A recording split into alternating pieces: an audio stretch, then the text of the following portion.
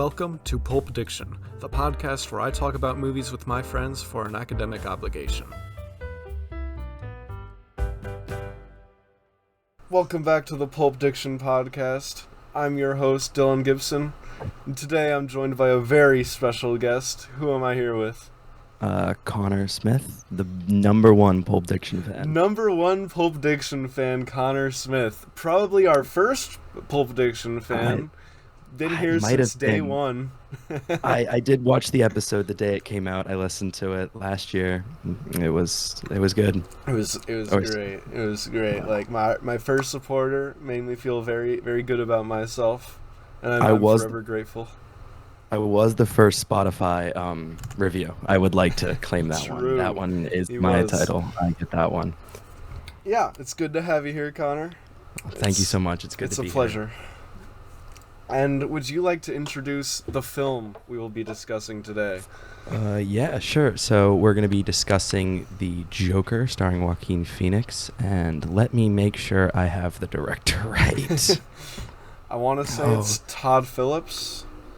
I think so. Oh, no. I should have looked this up beforehand. Yeah, I should have made sure also. Released in 2019. Todd Phillips. It is Todd Phillips. Todd Phillips. All right. Yes. Also known for The Hangover and Old School. Great movie. And, that kind of movie. So it's kind of funny that he kind of did something like this. It's a little strange. It's interesting, but, I mean, it worked. It works pretty well. I think the direction's decent. I very much enjoyed how they portrayed the Joker in this. He is probably my second favorite live action portrayal. I don't know that I can put him over Heath Ledger. It's my issue. Yeah, it's very tough. I don't know. It's right there, but it's a little just because Heath was so perfect, and in every way, The Dark Knight is perfect. It would be hard to put anyone over Heath, in my opinion. But I think Joaquin does this differently enough, and it's very much his own thing that you can still appreciate both of them, No, most definitely. It is a DC movie about the Joker, but again, it's its own thing. Batman's not really involved, though you do have Batman elements, like the Wayne family. You have the Wayne family. He plays more of in my opinion and how I see it, he's a very much almost catalyst for what most likely this Batman's going to become. I don't know the direction it's going to go. I know. There's a very good chance this world doesn't even have a Batman in it in the end. I think that's fine, especially, or we'll see how it goes with the second one coming out fairly soon. Yeah, October 4th, I want to say. It's the first week of October. Oh my. And so that should be interesting. Do you think this movie needed a sequel? I don't think it needed one, but from everything I've seen about it, I won't mind one. From the trailer, I know I'm it's glad don't judge a book one. by its cover, don't judge a movie by its trailer, but still. Yeah, some people are very unhappy, very vocally unhappy about the fact the new one's going to be a musical. I think it fits almost perfectly with how the Joker is. Exactly. I think it's genius. That's an amazing idea to me, in my opinion. Other people may have their own, but to me, I think it's a great idea. It's the Joker. He's this comedic, out there character.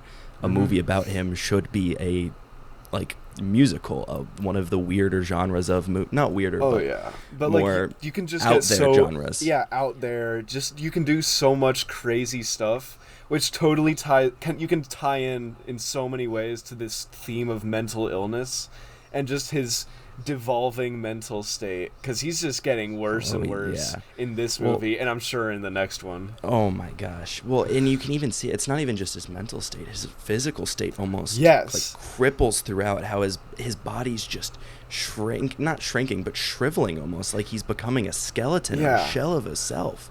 Joaquin Phoenix dedicated himself so much to this role. I want to say he lost 20 pounds or something. It was somewhere in that range. He lost a good bit of weight. An absurd amount of weight. because this was right after when he did that whole fake rapper mockumentary movie style, where everyone thought he ruined his career, where he delved so deep into that character. And to me, I think that's what makes him such a great actor to play the Joker. He's one of the greatest of our time, I think. And I've loved him in everything I've seen him in. Oh, definitely.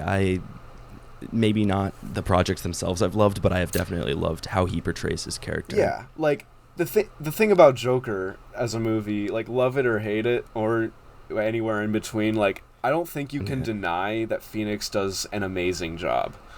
Oh, definitely not. He was 100% in it, and whatever direction, I couldn't see the movie without him. I will praise Heath Ledger over and over and over, but I don't think the direction the movie took would have benefited him.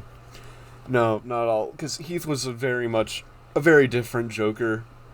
Like, despite the surface level similarities, like they're clowns, they're a more realistic take on the character. But one's much more of like a symbol, whereas Heath he's very active, very much like just terrorist. Yeah, he's a character versus a symbol. Mm-hmm. It's not, or his character is what makes him not. His character makes him a symbol. Which I found it very interesting how Joker throughout the movie became a symbol. This was my first time watching it. Yeah, I've watched the movie a couple of times. I love it. It's one of my favorite superhero projects. It's amazing. Like, I'm almost surprised it was able to get made because it's so risky and so just. I mean, it's out there. And, yeah. I mean, it obviously paid off first R-rated movie to make $1 billion. Which is insanity. Mm-hmm. Again, and then recently you have the Deadpool and Wolverine, which smashed whatever $1 billion it had. I don't know the exact number, but I know it went insane in the box office. Yes, and is continuing to go insane, I think. Which deservedly. I loved the movie. I love Ryan Reynolds' Deadpool so much. I won't get myself on that tangent. I know there was already an episode with Deadpool. We did do a Deadpool episode. We wanted to do a Deadpool and Wolverine, but the plans kind of fell apart. Unforeseen bumps in the road. It happens. Hey, it happens. And I'm excited to see where this character goes. Oh, for this movie. And then even with the Joker movie coming out, and I don't know if you've seen the new Penguin TV series. I did. I watched the new episode. Oh my gosh. It's all of it coming together is just, even though I don't know that they're going to be connected or they'll connect it in any way, but it's almost like this separate but perfect world. Oh, definitely. Where there was the disappointment, I'll say it, with the Flash movie and with the other DC projects that have happened from the Snyderverse. I'm not a big Snyder fan. No, me neither. Maybe we'll talk about that one day. Yeah, maybe. But no, I have loved what has come out with the Joker. I love it's, again, going back to the whole losing the weight, his like mental and physical decay throughout the film. It's almost scary how deep he got himself in this role. Oh, yeah, definitely. Like, every Joker actor has gotten, like, really crazy deep into it in a way. You look at Heath Ledger again with his journal, locking himself in a hotel room for a month, all that crazy stuff. Even Jack Nicholson said something like, you get, like, the role messes you up. Oh, yeah, you're playing the craziest of crazy. Like, this guy is the embodiment of insanity. Mm-hmm. And I think this movie kind of raises some questions about that. Like, what was this preventable? Like, if we paid more attention to the mentally ill and unwell, like, would he have become this character? Would he have become Joker? Oh, definitely, because all of it, throughout the movie, you're seeing how almost society is, again, society. I mean, yeah, it's the S word, but and you can talk about the memes, but it's true. So, like, it's literally how the crimes that were committed against him were pinned on him. Mm-hmm. What is it, 3 stockbrokers? The businessmen on the train. The businessmen. They, like, beat him and beat him and beat him, and when he finally fights back, it's not, the beating doesn't get taken into account. It's Thomas Wayne goes on the news and is talking about how great these three men were when they were the one that confronted him. This is Yeah. the start. It all happened because of them. And it's the same thing with the kids beating up like the Joker for the sign when he's just doing his job as a clown, spinning the sign. They steal the sign, they jump him, they break the sign. What happens? He has to get this. Yeah. He pays the sign back because no one believes that they jump him for a sign. Yeah, and he's just getting beaten up by other people and by the world again and again and again until finally he's just had enough of it. He kind of snaps, and the catalyst of which I think is the businessman with the gun. And those first two, they definitely were self-defense, but the third one, he chases down, shoots him in the back. Yeah, no. But you can't. I'm not going to say he's right, but he's been beaten and beaten and beaten and beaten. I think he's just finally. That's where he snaps, is after the businessman, like you were saying. It's just that's when the final straw has been taken, and it's just done. Yeah, he's just kind of vindicated in a way. He's not playing by the rules he's been told to live by this whole time, which is kind of the whole thing of the movie. Is he says the worst part about having a mental illness is everyone expects you to pretend you don't have one, and so he's done pretending. He's done just letting everyone walk all over him, expecting him to conform, and for that reason, I can see why the character kind of speaks to people in a way, because that's one of the things I wanted to talk about too. Was a lot of people feel like the Joker speaks to them, he's which is scary. Yes, it is terrifying. In my mind, it's very like the American Psycho, literally made. That's a bad thing. You don't want to be Patrick Bateman. He is a psycho, or he is a insane murderer. You don't want to be him, in my opinion. Yeah, I don't want to be him. I agree completely. You should not come away from this movie being like, wow, the Joker is so cool. He's just like me for real. He's saying what we're all thinking. But you don't want the surface level. Yeah, and I don't think the movie portrays him in that way either. But it's very interesting to me that so many people think the movie portrays him that way, both on the side of supporting him and on the side of not liking him. Some people criticize the movie because they think it glorifies him, and some people love it because they think it glorifies him. To me, it almost represents the snapping and insanity, and is a very good telling of what happens when people need something and they're not given it. If it's actually needed, it's not I want this. This was an actual need. He needed the support. He had such a lack of opportunity. I think it finally caught up to him that it just broke him down mentally over and over. They just weren't giving him what he needed to survive, not even thrive, just survive in this society. And it calls into light these problems that are still relevant to this day with the mentally ill. I think we are getting better about it.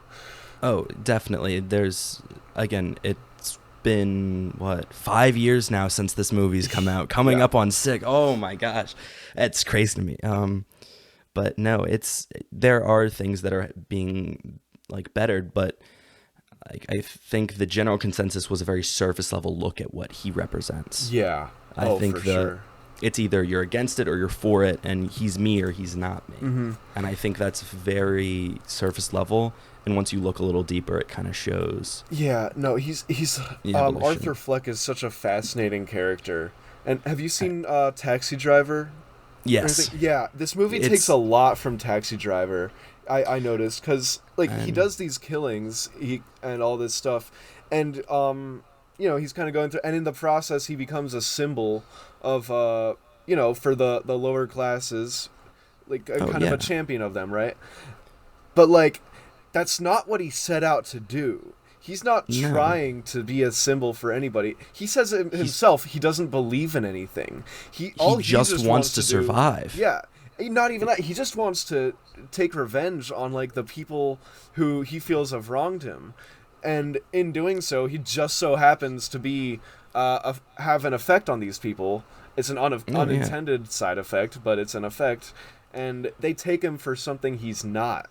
they take him for this symbol when he's really just a crazed loser. Like, let's face it. Yeah, he's a loser. Well, yeah, his entire life he's being beaten down. Yeah. His own dad, you could say, like his search for his father figure through Thomas Wayne. Yeah, definitely. I noticed that. I think a big moment too wasn't just the killing of the businessman, it was the praise of the businessman from this person who Arthur sees Thomas as his father, father figure. And seeing the people that like beat him for no reason other than he looked down was like heartbreaking to him. It would be like if someone's father just walked up to them after their bully beat the crap out of them and went and praised their bully. True. You know? Yeah. It's hard to watch that kind of state of him.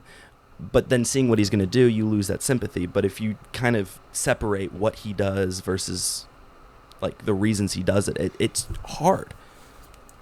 Yeah, I think you can have sympathy for him.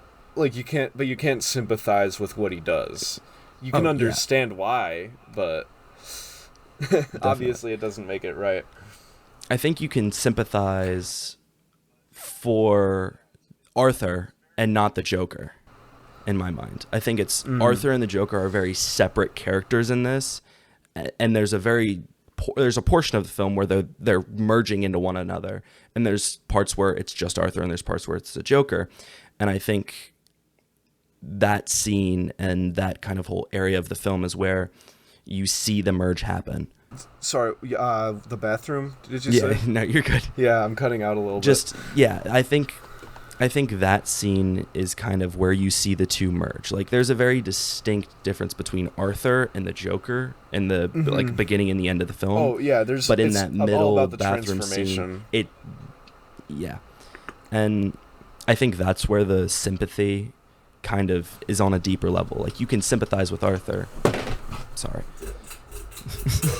Turning my fan on. A little toasty. The bathroom Toasty. Scene was very interesting, where he just starts dancing. I loved the way it was shot. I loved the way the whole movie was shot. Just these grimy, ugly colors. But the bathroom scene too, I thought it was interesting. Like, he starts out, he's very unstable. Like, he just killed these people. He's freaking out. He's standing under this flickering light, and then he starts dancing and moving around. And you see him by the end, he's standing under a steady light that's not flickering. Like, he's kind of gained control of himself. Found himself. Yeah. Yeah. And it's all these little things like that. It's still so hard to see how The Hangover and this was directed by the same person. It's absurd to me, because The Hangover, great movie in my opinion. Excellent it film. has it's great, but it is very different to the Joker in so many ways, and it really just shows the talent that Todd Phillips has. It's just like Joaquin Phoenix. They can change their character and their directing so much. Yeah, no, it takes a very talented director to be able to do like everything, because they're completely opposite ends of the spectrum. Definitely. 100%, no doubt in my mind. And I admire that quality. I'm trying to think of anyone else who like can do that. Spielberg's done it. But he's done everything. But he's done everything. Yeah, there you go. I don't know. I'm sure like I'm going to finish recording this and I'm going to think of a million. Yeah, I can think of more actors than directors. Sure. I can think of actors that can do the whole spectrum, but this is definitely beautiful work by him. My biggest interest in the sequel, and I'm going to go back to what we were saying about that, is the musical aspect with Lady Gaga playing Harley Quinn. I think that's going to fit perfectly. I think so. I actually like Lady Gaga.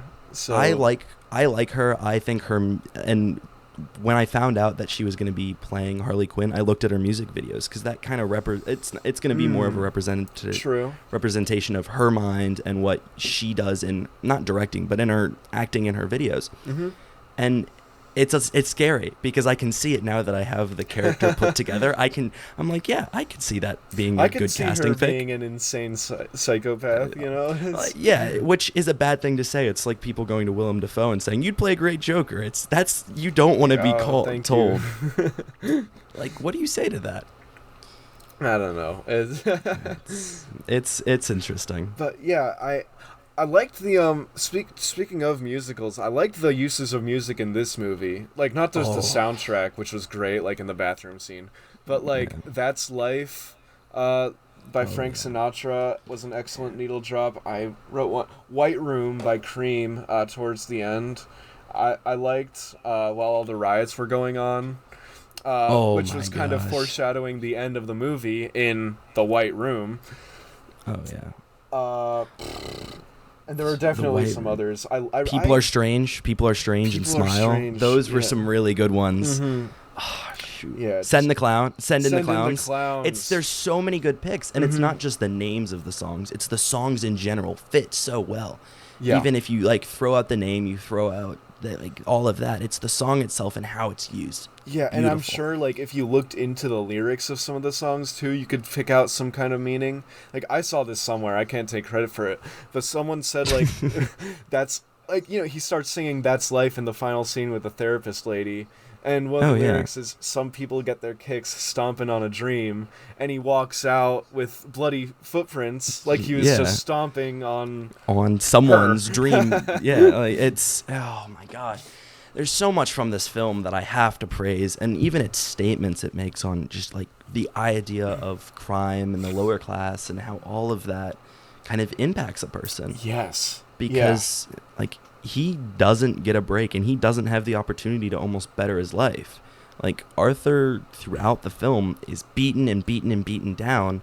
Like his mom he has to take care of. He has to work these jobs that he hates. He wants to be a stand-up comedian, and he has to slowly grapple with the idea that no one thinks he's funny. They're not laughing with him, they're laughing at him. Yeah. And it's not in the good way. And he's just so completely heartbroken. Like he watches Murray and he realizes like his idol is making fun of him, is calling him a clown, literally. Yeah, and that, which is another like catalyst for these events that transpire afterwards, and it's a great film, and it has some great commentary just on so many different things that are. At the same time, though, like with the obviously it does have great commentary with the mental illness and class divides, etc. But I almost feel like it's more interested in raising questions than answering them. Oh, most definitely. And I think that idea is the commentary that it's giving. There's no doubt in my mind that they wanted to draw attention to questions to ask, not to answer. I think Phoenix and Phillips said themselves, like, they didn't want to take a side in the movie. They wanted audiences to pick for themselves, like, what they think is going on. That sounds, from my interpretation of it, I could see that being accurate. Mm-hmm. Which does make it a little easier for me to get, like, how some people see this as, like, you know, more of a rallying cry than a condemnation of these the acts that Arthur takes. Which I don't think should be acts anyone should take. I think absolutely not. That is a very, very drastic event, like drastic thing. I would hope most people won't take those acts. But again, it almost calls on these people that are looking for some kind of like representation. They feel seen in Arthur Fleck. Yeah. Which the people in the movie feel seen by Arthur Fleck.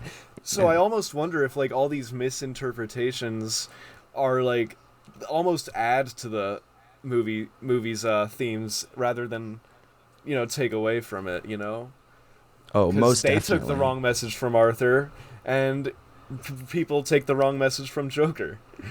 Oh, yeah, no, definitely. But I think that if you can look a little past the idea of almost... They do semi-glorify the mental illness aspect of his almost rise to kinghood throughout the film. But if you can look past that, I think cult-like is a better term, in my opinion. Sorry. Cult-like is better than King Hood. But I think just kind of the whole film is an amazing one to look into deeper. I can see the studying of it continue, and I really hope that the second one, even as a musical, has that deeper meaning behind everything. And I'm sure it will. Like some people say musicals are stupid. I love musicals, and I know for a fact they can have deeper meanings. Oh yeah, well there's so many if you have La any La interest. Land, I was like, the that's Rain. the first one that comes to my mind. People like Singing in the Rain's been around for so long, and people have been reading into it for so long. It's like it's in the forefront of things to look deeper in films. I know in our film class it was even mentioned, like it was a film we watched within our film class, which is hilarious to think of, that people just from the outside, not the outside, but like that don't look deeper into these things, that kind of blow them off as, not that interesting. They can have a meaning, and they have a deep meaning. Oh, again, absolutely. A lot of people find connection to music. It's a big thing of how people express themselves, and it's like any other art form. And I think that incorporated with movies and their deep storytelling, that musicals can have a very, very deep message that most people won't understand on the first watch or the second watch. Oh, for sure. Yeah. And this musical, it's going to be like, I don't think any of the songs are going to be original. They're all going to be like, I would imagine. Yeah, they're all going to be like old. So I think That's Life by Sinatra is going to be in there too. In the new that's one. Gonna be a good. That's gonna be a good one. Oh, I'm sure of it. I think I heard a snippet of Gaga singing it, and I was immediately like sold. That's gonna be great. Hello. Okay. I see you again. Awesome. Okay, this is the worst night for this to be happening. Do you want me to start recording the video on my end too? I think we're fine. I think we're fine. I don't want to interrupt the recording any more than it's already being interrupted. We're chilling. That's fair. Trust. I'll figure it out. I'll fix it in post. It's chill. Yeah, that's what editing's for. Yes, we're not the Joe Rogan. It's not Joe Rogan. No, so yeah, you were right. You mentioned American Psycho earlier, and I do think there are a bunch of similarities to it. Like, not just in the main character, like, he's different from the rest of society, right? He's an outcast. But, like American Psycho, it leaves certain things up to interpretation. And oh, yeah. Like is Thomas Wayne really his dad, or was his mom lying, or was Thomas lying, or was he just making this all up in his head? Because a lot of the movie his point of view. Is from his point of view, and this is going to sound really bad, but I'm calling out another thing we did in school, the Stranger. By Albert Camus. I wanted to bring so that recently up. I brought up The Outcast and it just clicked in my head, but because it's from his point of view, can you trust the story? Yeah. Can you trust the story? Because again, with a character like the Joker, who is his entire character trait is him being crazy, can you trust what a crazy man is saying? Yeah, and not just that, but it's like The Stranger, because when he shoots the businessman, right? It's like, why does he keep shooting? There's no reason to. Bro, there's might so many be connections. Bro, he might be, Merceau. And it's really funny, and it's just I keep mentioning all of these things we're doing in school, but again, The Stranger is such a studied piece of literature that I have a feeling that it's mentioned, and I don't know if it's been mentioned here in on others. the Pulp Diction podcast. Oh yeah, definitely. The Stranger by Albert Camus. Or sorry, The Outcast, and then translated into The Stranger, but it's L'étranger. There you go. But it's just so. I was rewatching the movie, and I'm like, this is way too similar to something I've done recently. And then I'm sitting in English, and I'm like, what is this similar to? And then finally, when I was watching the movie, I put it together, and I'm like, oh my gosh, this is scarily similar. And I don't know if there was any inspiration. I haven't seen a whole lot of interviews with Todd. Todd Phillips. Todd Phillips has been very open about how this was inspired by like Taxi Driver, Raging Bull, King of Comedy, and I wouldn't be surprised if those were at least partially inspired. I would bet money they were. Mm-hmm. But I'm glad that we're on the same wavelength of wanting to bring that up. Yeah. The Stranger. But no, it's really interesting to see this almost repetition of things from American Psycho of what is this real, is this not real, because of the insanity that the character has and this mental decay throughout the film. You don't know if the actions are actually happening or if what is being said is actually true. Yeah, which is so interesting purely for storytelling's sake, but also for like a commentary perspective. These themes that have persisted for decades, like from Joker to American Psycho to The Stranger. Which it's crazy because The Stranger's what, pre-World War II, isn't it? It's around. I think it was during World War I. I think, and it's crazy that almost a century later, like we're coming another 10, 15 years. It'll be a century later, dealing with like similar issues, which is awesome, but also kind of sad. it's sad for a like society point of view, but it's really interesting for almost an analysis point of view. And you could go on and on and on, but these connections are what give this movie such an amazing place for me in my ranking of like representation of comic book characters, because there's so many different adaptations of the Joker. But to me, even I've seen some other ones from comic books, I've seen stuff like that, but even to me, this feels almost like its own version of the Joker. It's not just a carbon copy of another one. Absolutely. Like there's not really a Joker quite like this one as far as I know. I like to think I have above average comic book knowledge. But definitely. It's a very unique take, and as like this movie does take a lot from comic books, obviously, but I don't think it's a comic book movie.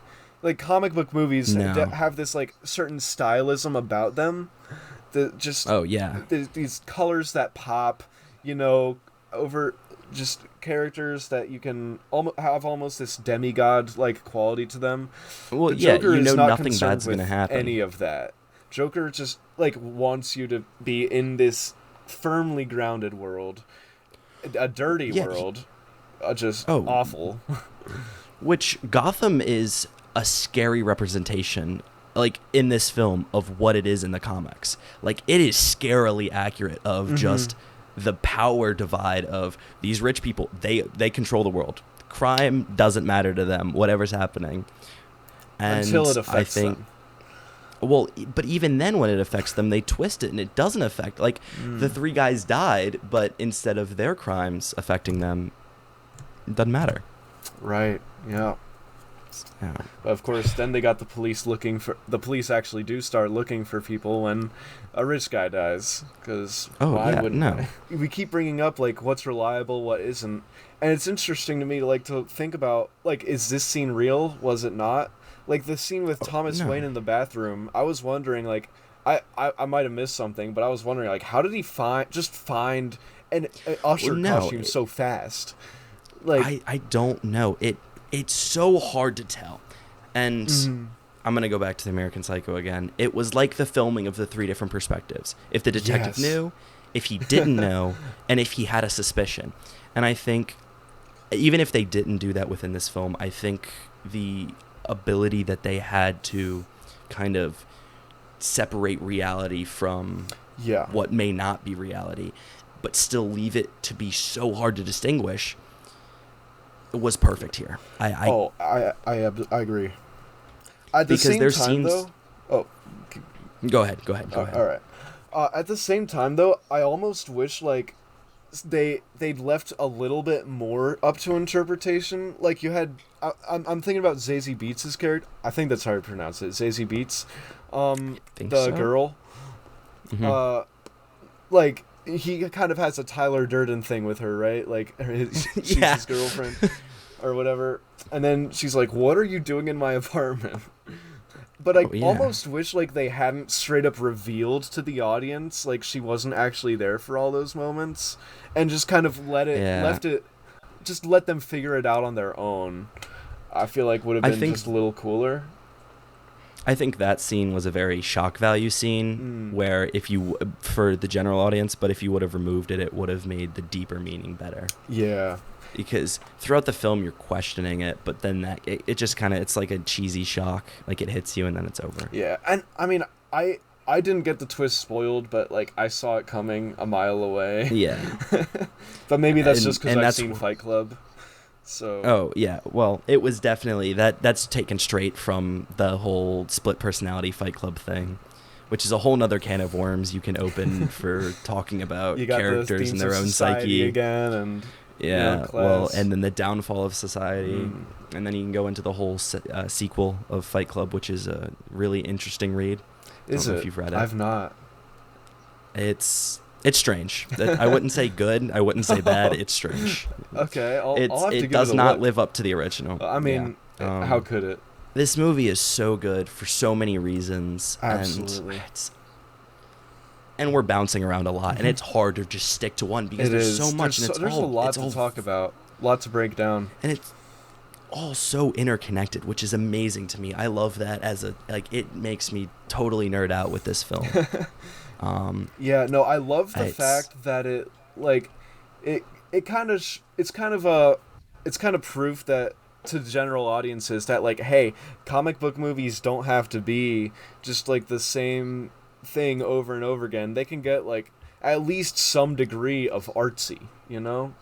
Like, they don't have to be Thor: Love and Thunder. Artsy aspects are stolen from Scorsese movies, but like, it's still good. It's what good piece of art hasn't been stolen? Yeah, it's a beautiful, realistically horrifying Frankenstein's monster of a film, and I love it for that. Oh, definitely.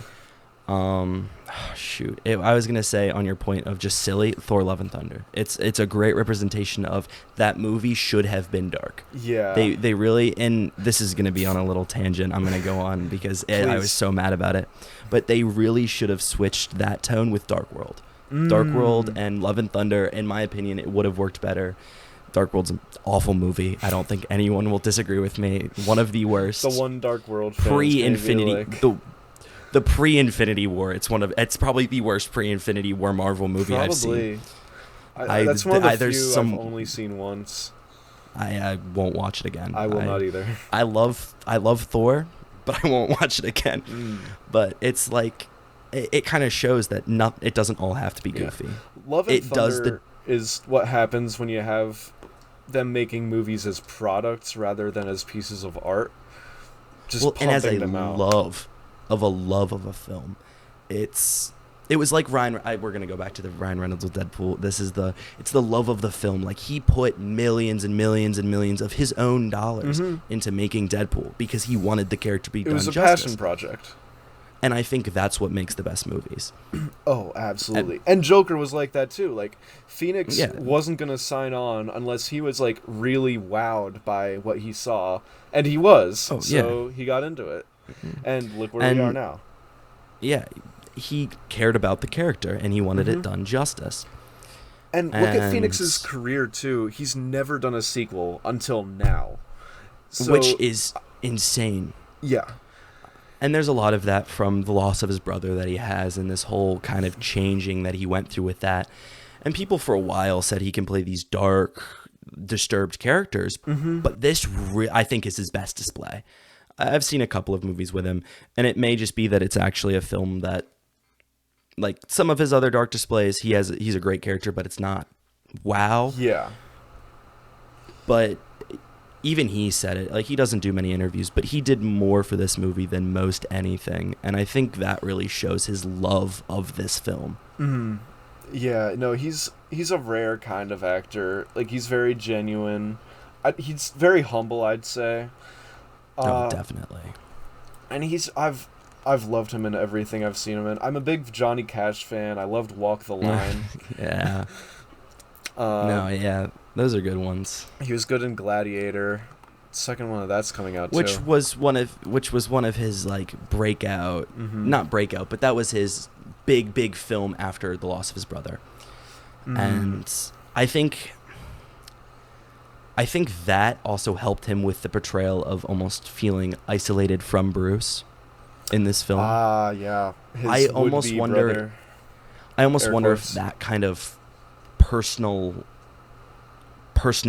comes, and that, like, because there is some deep emotion it feels in those scenes where he has a care but he can't show it, and it's almost like, in my mind, I see it as he's restricted by the same way that his brother is he lost his brother and he can't really show those emotions, whereas in this one it's not he lost his brother, it's he wants to have this brother. Yeah. So it's not like it was taken away from him. It's something he's never had that he wants. Yeah, for so long. It's the two sides of the spectrum. He's searching for connection with anybody. He's searching for it with Murray, or he's searching for it with Thomas or Bruce or anybody, and he can't find it anywhere. So it finally comes to terms with that, and decides, you know what, F you, world. Yeah, well, that's what you get. That's what you deserve. You know, it's he finally snaps, and it's so interesting to just read into everything with that. Like everyone knows the decision he makes at the end, near the end, but like you have to. It's very interesting to think about why he does it, because especially because originally he was going to shoot himself, like. Oh yeah. But he saw Murray making fun of him one more time. And it's just... And I think that's more Joker than shooting himself. Kind of definitely. The message. I think the shooting himself would have been good with his themes of mental health and all that. But I think it was the right decision to switch it, in my opinion. I agree. I think it kind of... It's that like final, this is now the Joker. There's not that blurred line that happens for so long during the bathroom and after the bathroom scene. He's truly the Joker. Yeah, he's kind of finished his transformation. Rising up from the ashes, Phoenix-like, I would say.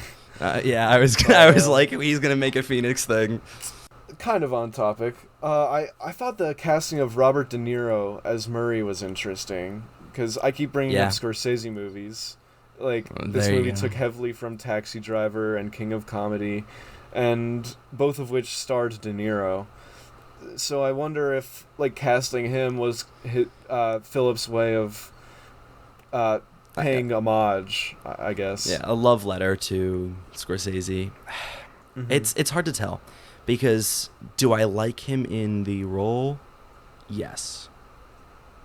But I don't know if it was meant just for his acting, or if it was meant just as that kind of message to the audience and to everyone.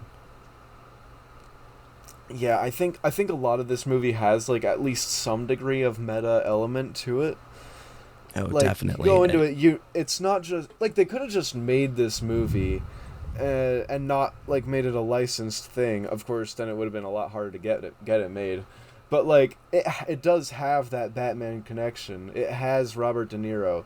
It has all these things. So you have to wonder why. You know, they wouldn't do any of it without a reason. I almost wonder if it was studio-based.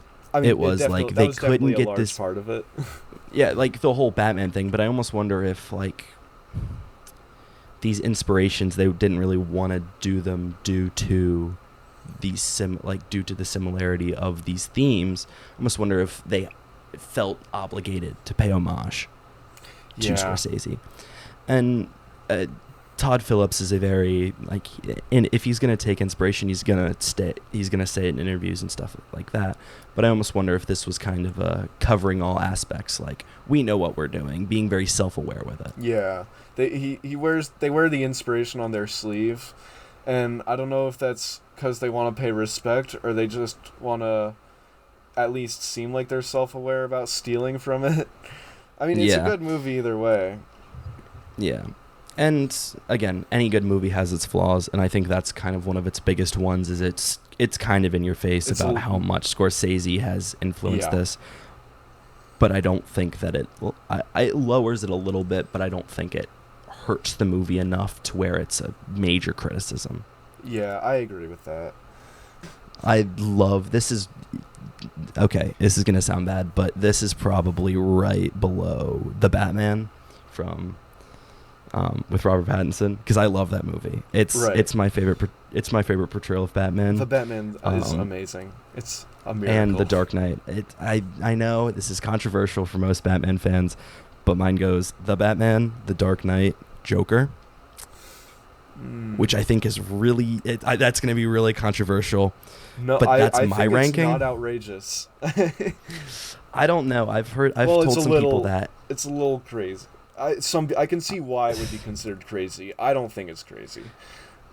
Yeah, so I've been told it's a bad take. I've been told I'm crazy for it, but that's mine. This movie is... The thing about The Dark Knight is, like, as much as I adore that movie, I don't think it's as perfect as I used to, but I think part of that is just because I've watched it so many times that at this point I'm like, does that really make sense? I don't know. So originally I had some nostalgia with it. I really liked that movie and all of that stuff. But over time, it's just, I don't know. After going more into the comics of Batman, the Robert Pattinson one is just such, it's my perfect Batman. He's my perfect Batman. So much. I am so excited for the second film. October 2nd, 2026. Well, it's 2026. It's the finished release date. They've almost wrapped filming. Oh, I can't wait. I am like, I would invent time travel to watch that movie quicker if I could. It's like having The Penguin released. It was one of my happiest moments because I don't know how some people compare it to the Agatha show. I don't know how they do it because I will not watch that show. I don't care. It's Marvel slop that's come out recently. I might watch Agatha just because I like Aubrey Plaza. That's fair. And if I don't like it, if I'm not grabbed from the first episode, I'm not going to bother. Disney slop has disappointed me over and over and over and over, and I'm such a Star Wars nerd, if you couldn't tell by the shirt I'm casually wearing. I love Star Wars. It's my favorite thing of all time. I have a Darth Vader poster on my wall, like a wanted poster. It's stupid. It's dumb. I love it. I'm such a Star Wars nerd. I am in love with everything Star Wars, and I've been disappointed. Yes, we Star Wars fans, Marvel fans have been blue-balled by Disney again and again and again, and I finally lost faith. Like, I just can't get excited for Star Wars anymore, which is an insane sentence. But Because when I heard Disney Plus and like the second season of Clone Wars, I grew up on the Clone Wars. I had the character encyclopedia when I was little and when Clone Wars was still airing. So I would watch the show, and I have like the collector's edition of season 5 when that was the original end of the show when it got canceled, and then season 6, and so I had the collector's edition of season 5, and I would sit by the TV and I would watch it over and over and over and read through the character encyclopedia and like find the characters. That's awesome. And like I can quote Revenge of the Sith, all of that stuff. And I don't think the prequels are that bad, but again, it's just slop. It's like the Marvel thing. This was a total tangent. It's Acolyte killed me. I hated it because it ruined everything which the original trilogy set up. Everyone said that the prequels ruined it. No. Or not the prequels, the sequels. The sequels were fine, in my opinion. Like, they were bad. They weren't great, but they were not as bad as the Acolyte. It kind of ruins the whole point of Anakin being the only Force-born child. Being able...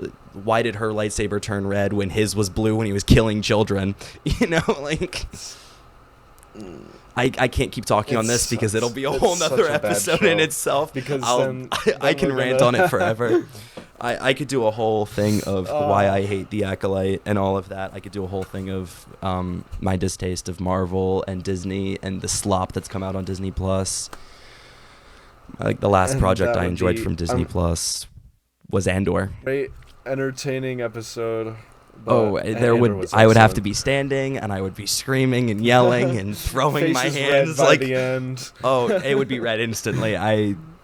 Disney has disappointed me, so I'm glad DC is pulling through with the Penguin. Those episodes are so say what good. you want about DC, but they're not pumping out a copious amount of products that all these products aren't just these homogenous slop, like you said.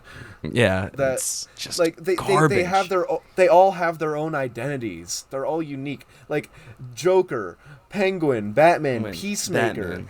They're It's all like those are so good. And then you have your bad, like The Flash. That movie sucked. The CW show was better. It had better CGI, and that show had awful CGI. Like, you know, you can't. I'm glad that when Marvel fell off, DC picked up the stick. And I know it's not as much as Marvel, but these recent projects from DC Universe, like it's really these solo projects. They're not trying to make a big universe. They're just making solo projects, and I think that's where it's very original Marvel. Yeah, like I hope the solo movies. I really hope the new DCU like captures a similar magic old MCU had. Yeah. Of course, I don't think it can ever get that same exact energy because we were kids at the time. So well, yeah, and I remember watching Infinity War in the theater. Like, there was a kid at our school that watched it on opening night, and he would try and spoil it, and I'd run away from him whenever he'd start talking about it because I hated it. I would go to the other side of the classroom. I hated it. I didn't want to be spoiled. It was like that wish to go and see everything. And I don't feel like identical to that, but I'll probably see Joker. I might try and get like fairly opening time tickets October 4th. It's like I really want to see that. And even like the September 4th film festival original like premiere, everyone, and there's a couple people, but the majority of people really enjoyed how it was. Yeah, I saw one review that stood out to me. Said that like it's a movie that like calls out its own fan base, which to me that means like the part of the fan base that's like idolizing Arthur Fleck. So I'm really interested to see how it turns out. So this is gonna refer to one of your other episodes, the Boys episode. It's very boys-like, is what I've read. I've read a lot of comparison to the Boys of it calls out their own fan base, but we'll see if people are self-aware enough to get it. Unlike the Boys fans, the Boys fans are awful. They don't watch their own show. They deserve what they get. I loved the show. Like it was good. It's like gross superhero movie. It's better than the comics, 100%. Comics suck. I read a few of the comics. I'm just don't. I've read a few. I will not read anymore. It's not like Invincible where watching it made me love the show or made me love the comics. Invincible's so good. I read them all now because of it, but I hear it's very boys-like, and so we'll see if it has the same audience reaction as the Boys of they don't get what it's making fun of. I mean, the first one kind of did already have that going for them. But I hear this one dives a lot deeper into it, and that makes me super happy because I love the Boys for that reason of it making fun of everyone and no one is safe. No one. And no one gets that. It's really hard to get that, and it's really funny. We're in a society where everything has to be an extreme. We're a society. I can't stop with it. We're talking about the Joker. It's got to happen. I can't. The word society's been ruined for me by the internet. Oh, definitely. There's so many of them that have, and a lot of them are from the Joker. And yes, that's the bad every part. time. And like I like how everybody has a Joker voice now too. Like good or bad, everyone has and one. It's almost all Heath Ledger. It's almost all Heath Ledger. Aside from like Mark Hamill, no Joker really has like a voice. But of course, it's really hard to replicate the Mark Hamill one. So. I think. But most people don't know the Mark Hamill one from our age. It's less a lot mainstream. of people, if you're not super into it, you're not going to know it. Mm-hmm. And I don't know who's better. And Hamill's my goat. Hamill's so good, but I don't know if it's just the Star Wars nerd in me loving Mark Hamill to be Mark Hamill, where it's like Heath Ledger's is good, but I think kind of the recent fall from nostalgia that The Dark Knight has had from me, I think I might put Hamill over it. I think it's just so iconic, you can't stop it. Yeah, like between animated series, the Arkham games. Well, it's like, but my Joker voice is the Heath Ledger voice. Everyone's is. It's almost everyone's. Yeah. Well, because I can do the lipping and be super annoying. Where is my mother? I caught a little Pokemon, Batman. There's so many jokes with it, and it's all the Joker stuff. and we're so off topic. Yeah, with we this are. One now. It happens.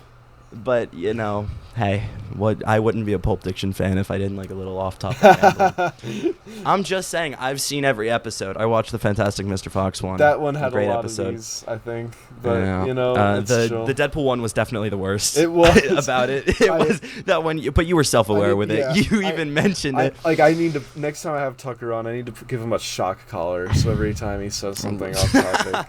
No, don't hurt Tucker. He's already heard enough. Big Tucker fan. Shout out to Tucker, recent birthday boy. Yeah. We love Tucker. Talking about Invincible, he just got the 3rd compendium for his birthday. Oh. So, yeah. Gosh, Tucker. Such a goober. Such a goober. Arthur Fleck's a bit of a goober. I said he is a goober. They're not very similar in character. That would be very bad if your brother was a goober. Thankfully. Or not a goober, if he was the Joker. I'm glad Tucker's not like Arthur Fleck. Yeah, no.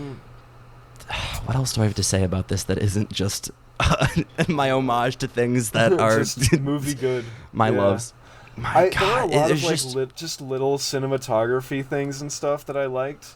Like, one thing I noticed was when he's stalking Zazie Beetz' character, and he's walking towards her, and you see in like the forefront of the shot, there's a one-way sign pointing like the other direction than the way he's going. Like, he's going the wrong way until finally he changes his mind and turns around and goes it's almost the like right way. The world is telling him what to do. It's kind of this conforming to what society wants him to be, and he does it. But I imagine if later in the film he had passed that sign, I don't think he would have. I think kind of this deterioration of that, it's a representation of him early on and who he is in that moment of he's walking and then he sees it and he has to follow the rules, air quotes, that the world builds for him. It's just like there's so many little things, like you said. It's love this film. And I love the symbolism of when he's running away from the cops and he throws his mask away. Like, he literally and figuratively throws his mask away. He's done pretending to be anything else, anything other than what he is. And it's a small moment, and I think it's pretty on-the-nose imagery, but I loved it anyway. Oh, well, but I don't know how you would do it subtly without making it like too hard to see. And I think that's kind of the appeal of this movie is there's some on the nose stuff. There's some on the nose stuff that I don't like, but there's a lot of underlying stuff that you have to dig for. And it's a very balanced, other than like I just don't like the one, yes, like you said, the one, why are you in my apartment? I don't like that. That's one of my biggest gripes with the movie. I hate it. But I have to ignore it because there's so much other balance of everything in there. I know I've talked a lot. Yeah, I've so much. No, talked you're good. and talked. They do. You're great. Thank you so much. This is great. It's a real pleasure. I classify myself as a movie nerd, but I will never touch the levels of Dylan Gibson. But I'd like to think I'd like to think I can come in close, but you've got a lot of people beat. I'll take the compliment. I could definitely see you like pulling out just a cinema therapy, just easy analytical of anything and everything. You have that ability. That's you're too kind. I've got to say it. I've got to let the audience know that this guy, he wins. I win.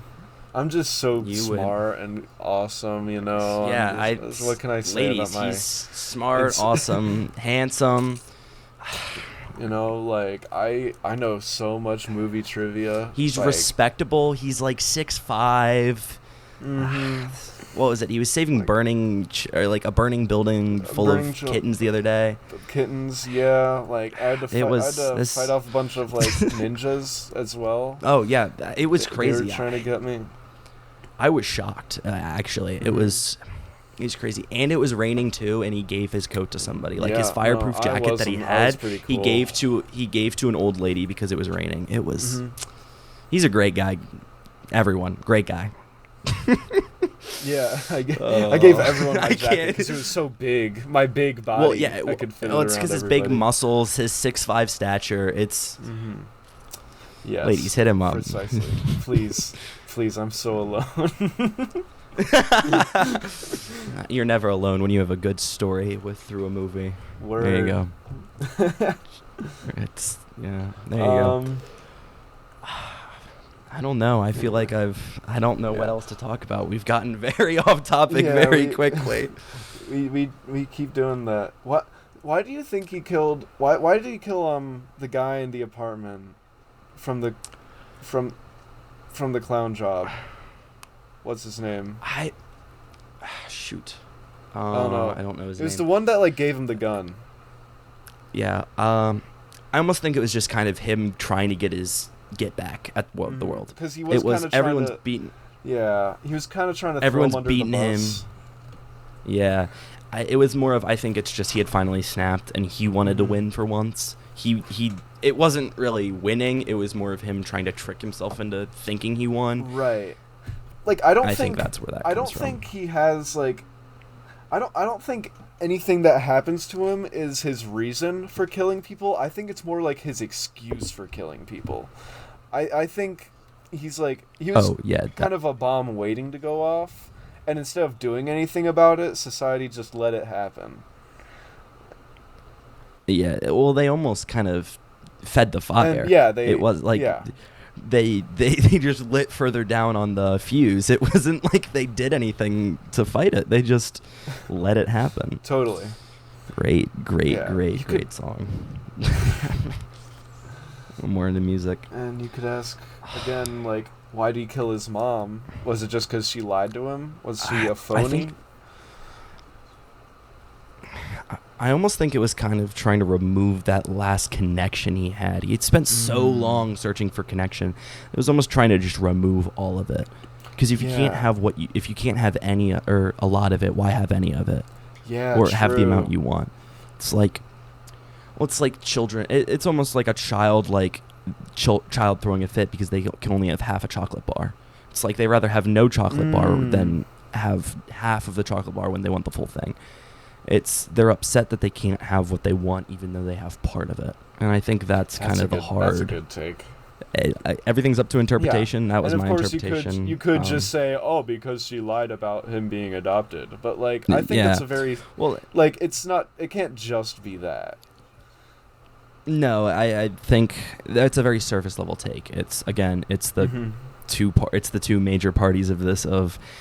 I feel what the Joker's feeling, and you can't feel what the Joker's feeling, or you're an awful person. It's very much into that, literally, me just very baseline image, and again, you can't be these characters. Don't be Patrick Bateman. Don't be the American Psycho. Please. I know Dexter's being a big thing right now. Please don't try and be Dexter. Yeah. These are bad people. Tyler Durden, the narrator, they weren't good people. They blew up hundreds of buildings. He literally blew up his own apartment. You don't want to be these people. I know you may feel a connection to them, and that's a good thing. It's what a movie's built for. It's one of the film theories, the psychoanalytical film theory for you guys. Ooh. I don't know their names. I did a whole presentation on it. I don't know their names. I wrote. That was my film theory I studied, and I don't even know their names. But yeah, it's that connection. You can feel a baseline connection, but you are not those characters. Do not be the Joker. Do not be Patrick Bateman. You are not Joker. Please. You're not Patrick Bateman. You're definitely not Homelander. So don't try to be. Yeah, do not be him. He is a bad guy. Genuinely. The boys wouldn't happen if he wasn't a rapist. Yes, people, these supporters seem to forget that quite often. He is a rapist, and Arthur again Fleck back is to a the murderer. boys. Yeah, and Tyler Durden is a masochist, and so on and so forth. And American Psycho, Patrick Bateman, is just clinically insane. You can see the toll it takes on him, even if it wasn't real. He takes care of himself, so he has a healthy Uh, lifestyle. No, he doesn't. No, he doesn't. He murders people. That's not a healthy lifestyle. No. He It's has not an a healthy unhealthy lifestyle. I'll say. He has an unhealthy he's a body bad guy. image. You can always be thinner, look better. That is not a healthy way of living. Like, it's healthy to want to get fit. It's not healthy to think you're never good enough. Oh, yeah, no. Do not. You be happy with you. And if you connect to these characters, that's okay. Good for but you. Don't be Just those characters. don't be them. Yeah. And the character you want to connect with, Ryan Gosling. Connect with the actor, not the character. Heck yeah. You want to be Ryan Gosling. I want to be Ryan Gosling. He is Ryan Gosling. Mm-hmm. You know. That's are okay. Ryan Gosling. You know. It's everyone. You know. It's a collective. There's something very beautiful there. Yeah. But we are such nerds. I don't think we've talked about the Joker for a minute now. It's been a bit. It's been a bit. Yeah. Let's see. We've talked about most of the stuff we liked, I think. Yeah. I don't know. I don't know what else I have to say. I liked him letting the little person go from the apartment, like after he kills the guy. You liked him letting the little person? Yeah. Shout out to short people. I mean, it was a Joker very likes tense, you. Yeah, short people stand up. Moment, right? Like you're not sure what he's gonna do. You are like it. That one is where I could see if they implemented the Dark Knight Joker music. That would be where I would put it in this film. If I was to put it, it's like I'm thinking of that scene, and in my head, it's just that. Mm-hmm. It's not even music. It's just the noise that he has. Yeah, I think. Yeah, I don't know how to replicate it. I want to say it was a violin thing played across an electric guitar. Oh. Anyway. Yeah, that's like nails on a chalkboard. And there were a lot of like tense moments in the movie, like when you're wondering, isn't he gonna kill this guy? All that sort of stuff. No, definitely. And I think that's what kind of helps. Like that's what the Joker is. He in intense moments come are his thing, and that's a very generalization Joker thing. I think the marks of a good Joker are like you never know exactly what he's going to do, or at least you don't always know exactly what he's going to do. He's not a good person, obviously, and I think he has to be at least occasionally actually funny. And I think... Well, yeah, like that's kind of the whole thing. I did laugh when he jumped out at the guy to scare him. Yeah. Again, it's just, there's so much that's so hard to just not love about this movie. So takeaway message, if you haven't seen The Joker, watch it before October 4th, 2024, because the next one's coming out. Do you think it's possible to like portray violence in a movie without like some people taking it as being glorified and like... No, it's like anything. You can't do anything without someone taking offense to it. And that's not just everyone's offensive nowadays. It's no, you can't. Everyone's gonna take something. Right. Which it's sad, it's annoying, but you can't make everyone happy. You can't please anyone. And some people take offense to it just because they don't like it and they want something to hate about it. And that's okay. Everyone's their opinion. And like some people argue it's like impossible to make an actual anti-war film because even portraying war in any way is like to almost glorify it because you can't really capture exactly how traumatic violence is. So I wonder if like in a similar vein if it's possible to make a truly anti-violence movie. I don't think it is. And Jake Gyllenhaal had a really good stance on this about all of his movies. He does a lot of war, or he did a lot of war. He doesn't so much anymore. But after all of the filming, he's a very big method actor. And after all of the filming of those, he felt a toll on himself. And he had said it's not as much as what the war would have actually done. But even being in the idea that you're in this violent area and you're committing acts of violence are being committed against you, it's so taxing. And I think that there'll be no perfect way to show violence unless we can almost make a movie where you're the character and you're feeling the acts. But that's some weird 4D VR like Ready Player One stuff. But no, I don't think with what we have now, I don't think there's going to be one. Yeah, so Joker, I guess we can leave our closing thoughts here. I would give it 9.8 Pulp Dictions out of 10. All right, 9.8 Pulp Dictions out of 10. And that's a fascinating That's scale. my take. Okay. I don't know. I don't know. I don't know. I rate it high. I think I gave it 4 stars on my letterboxd.com. There you go. Yeah, I don't know if it's definitely not a 5-star. I might consider bumping it up to a 9 out of 10, but like I think I'm being a little generous with 9.8. Yeah. I'm gonna be honest. 9.8. It's more like honest. It's high 8s, more like 8 in my opinion. I don't know how much this would hold up on like more rewatches. I mean, obviously there is a lot to pick apart, but like at the same time, yeah, it's. So I'm super in love with this movie, so I'm a very skewed perspective of it. But you are right with the extra rewatches. It's not a movie where it gets better and then it doesn't. It's a very sharp peak and then it just drops. Right. But if you love the movie and you love the character of the Joker, it's good to go back and rewatch. But it is not something a unique you watch one week and then you're watching the next. Yeah, absolutely. Yeah. It's a very unique take. It is not like worth checking out. But it is not worth watching it week after week, day after day. No. Like you will get sick of it. I think I'm on 4 or 5 rewatches and you'll get sick of it after probably 3. Probably 3 is when it starts to be like, okay, there's nothing I'm really taking from this. But I still love it all the same. I love the movie. Great film. Great film. All right. Well, I suppose that'll be all for today on the Pulp Diction podcast. Remember to like and subscribe if you're watching on YouTube. Hit that bell for notifications. You better like and subscribe.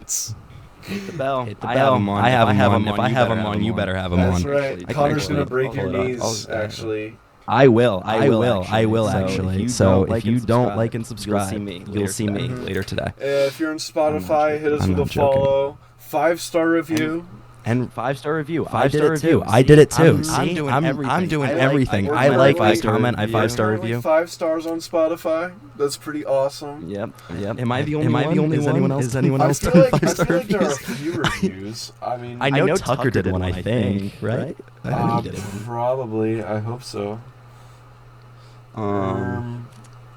Yeah, now we're just gonna. Now it's fun time. We're gonna look at our phone and we're going to find the Spotify. Let's go. I just searched Spotify on Spotify. Oh dear. That was bad. It's rough. Why are we at 4.7?